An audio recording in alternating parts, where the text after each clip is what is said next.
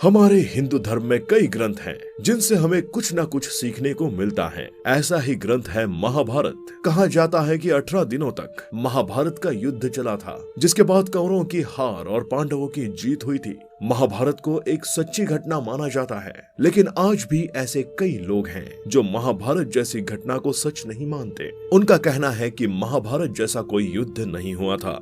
आज के वीडियो में हम आपको महाभारत होने के कुछ सबूत दिखाने वाले हैं, जिसे देखकर आपको भी यकीन हो ही जाएगा कि वाकई महाभारत हुआ था। तो चलिए शुरू करते हैं आज की इस वीडियो को। अगर आप हमारे चैनल पर नए हैं तो चैनल को सब्सक्राइब करना ना भूलें और बेल आइकन को भी जरूर दबा दें। ब्रह्मास्त्र और न्यूक्लियर।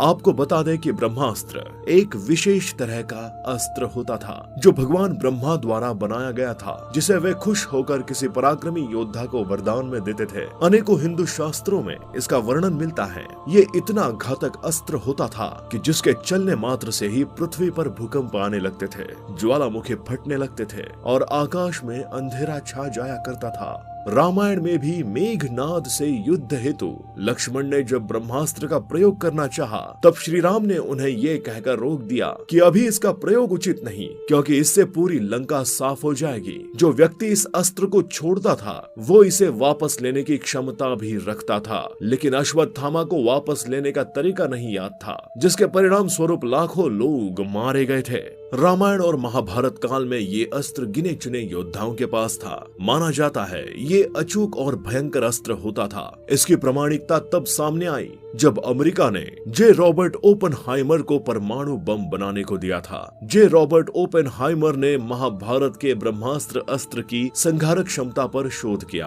1939 से 1945 के बीच अमेरिका के वैज्ञानिकों की एक टीम ने इस पर काम शुरू किया। 16 जुलाई 1945 को इसका पहला परीक्षण किया गया और धमाके का परिणाम कुछ वैसा ही था जैसा पौराणिक ग्रंथों में ब्रह्मास्त्र के बारे में बताया गया था। इस परीक्षण के बाद वैज्ञानिकों ने भी माना कि इस तरह का अस्त्र महाभारत में भी इस्तेमाल किया गया था। आज के वर्तमान समय में जिन आधुनिक तकनीक का उपयोग किया जा रहा है वो महाभारत काल की हैं, जिनमें कई प्रकार के परमाणु बम मौजूद हैं जो पूरे संसार को तबाह कर देने की क्षमता रखते हैं।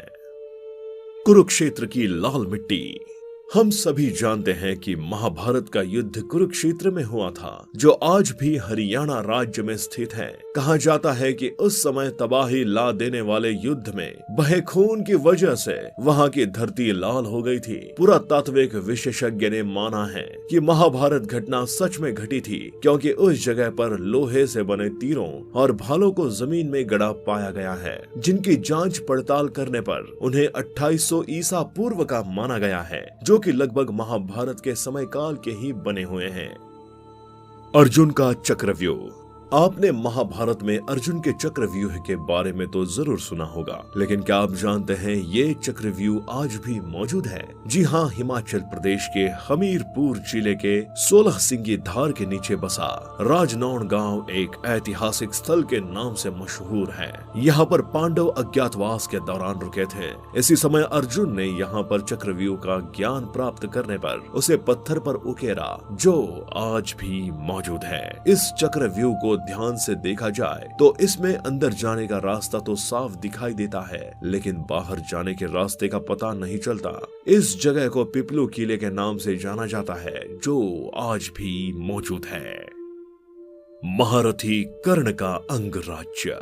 कुंती के सबसे बड़े बेटे दानवीर कर्ण अंग देश के राजा थे, जो उनको दुर्योधन द्वारा उपहार स्वरूप भेंट किया गया था। उस समय का अंग देश आज उत्तर प्रदेश में गोंडा जिले के नाम से जाना जाता है। साथ ही जरासंध द्वारा अपने राज्य के कुछ हिस्सों को कर्ण को दिए जाने की बात भी कही जाती है, जो आज बिहार के मुंगेर और भागलपुर जिले के नाम से जाने जाते हैं। इन स्थानों में कितनी सच्चाई है, इसका अंदाजा आप इसी बात से लगा सकते हैं कि ये राज्य स्थान आज भी वही है जहां कल थे, जिन्हें चाहकर भी बदला नहीं जा सकता है। भगवान श्री कृष्ण की द्वारका नगरी। भगवान श्री कृष्ण द्वारका के राजा थे। और महाभारत में इस बात की जानकारी मिलती है कि ये नगरी जलनग्न हो गई थी। आपको जानकर हैरानी होगी कि पुरातत्व विभाग को गुजरात के पास समुद्र के नीचे एक पुराना शहर मिला और इसके प्रमाणों से पता चलता है कि ये वही द्वारका नगरी है जिसका उल्लेख महाभारत में किया गया है। कहते हैं कि महाभारत युद्ध के पश्चात द्वारिका पर अनजान शक्तियों ने हमला किया था, जिसके चलते वो नष्ट हो गई थी और कालांतर में ये समुद्र में डूब गई थी। द्वारिका उस काल में महाभारत काल का प्रमुख केंद्र हुआ करता था, जो कई प्राचीन और ऐतिहासिक घटनाओं का केंद्र था। गुजरात के पश्चिमी तट पर समुद्र में डूबे 7,000 से 3,500 वर्ष पुराने शहर खोजे गए, जिनको महाभारत में वर्णित द्वारका के संदर्भों से जोड़ा गया है। हालांकि द्वारिका पर पहले प्राचीन शहर कुशस्थली था। ययाति ने ये संपूर्ण क्षेत्र अपने पुत्र यदु को सौंपा था। इसलिए भगवान कृष्ण अपने 18 कुल के बंधु बांधवों को लेकर द्वारिका में बस गए थे। लाक्षागृह। महाभारत काल में लाक्षागृह की महत्वपूर्ण भूमिका मानी गई है, क्योंकि कौरवों ने पांडवों के लिए लाक्षागृह बनवाया था, जिसमें उन्हें जलाने की साजिश रची गई थी। लेकिन सुरंग के माध्यम से पांडव निकलकर बाहर आ गए थे। आज भी वो सुरंग बरनावा नामक स्थान पर मौजूद है। इसके अलावा शकुनी की नीति के तहत दुर्योधन ने पांडवों के रुकने के लिए एक ऐसा महल बनवाया था जो लाख से बने थे, जिसे बाद में लाक्षागृह कहा गया। ये लाख तेजी से अग्नि पकड़ता है। दुर्योधन ने पांडवों को मारने की साजिश रची थी। इस महल में रात में चुपचाप से आग लगा दी गई थी, ताकि सोते हुए पांडवों की इस महल में ही जलकर मृत्यु हो जाए। किंतु पांडवों के जासूसों ने उन्हें इस योजना की सूचना दे दी और वे रात को ही एक गुप्त सुरंग से निकल गए। ये सुरंग आज भी है, जो गाजियाबाद में हिडन नदी के किनारे पर खुलती है। लाख से बने महल के अवशेष आज भी बरनावा में पाए जाते हैं। ये बरनावा या वर्णावत नामक स्थान मेरठ जिले में स्थित है। मेरठ से 35 और सरधना से 17 किलोमीटर दूर बागपत जिले में स्थित एक तहसील का नाम वर्णावत है। यहाँ महाभारत कालीन लाक्षागृह चिन्हित हैं। इसके अवशेष आज भी यहाँ एक टीले के रूप में मौजूद हैं। लाक्षागृह से निकलने पर भटकते हुए पांडव वर्तमान नागालैंड में पहुँच गए थे। वहाँ पर राक्षसी हिडिंबा संग भीम का विवाह हुआ। तत्पश्चात उनका घटोत्कच नामक पुत्र हुआ, जो कि भीम के समान ही बलशाली था। भीम अपने पुत्र के साथ जिन गोटियों से शतरंज खेला करते थे, वो आज भी नागालैंड के दीमापुर में देखी जा सकती हैं। घटोत्कच का कंकाल।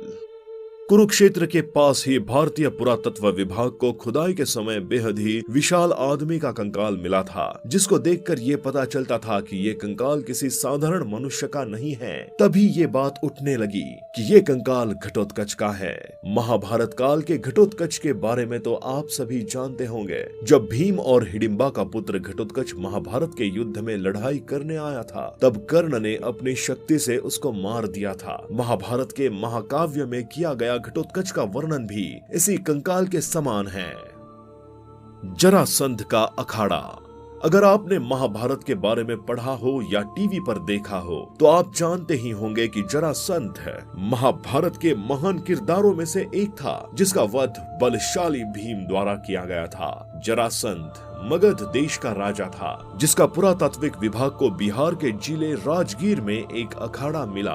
वो वही जगह है जहां भीम ने जरासंध को मार दिया था, और इस समय ये पर्यटकों के लिए एक दिलचस्प जगह है और आकर्षण का केंद्र बना हुआ है। और अभी तो न जाने कितने सबूत हैं जो ये साबित करते हैं कि महाभारत हमारा सच्चा इतिहास है। अफगानिस्तान से लेकर अरुणाचल प्रदेश तक और श्रीलंका से लेकर तिब्बत तक सभी जगहों पर आपको महाभारत के सबूत मिलेंगे। तो दोस्तों, अब तो शायद उन लोगों को भी यकीन हो गया होगा कि महाभारत जैसी घटना घटित हुई थी। आपका इस बारे में क्या कहना है? आप अपनी राय कमेंट सेक्शन में जरूर बताएं। साथ ही वीडियो पसंद आई हो तो इसे लाइक करें, अपने दोस्तों के साथ शेयर करें, और अगर आप हमारे चैनल पर नए आए हैं तो हमारे चैनल को सब्सक्राइब करना ना भूलें। हम आपके लिए इसी तरह की और भी इंटरेस्टिंग वीडियोस लाते रहेंगे।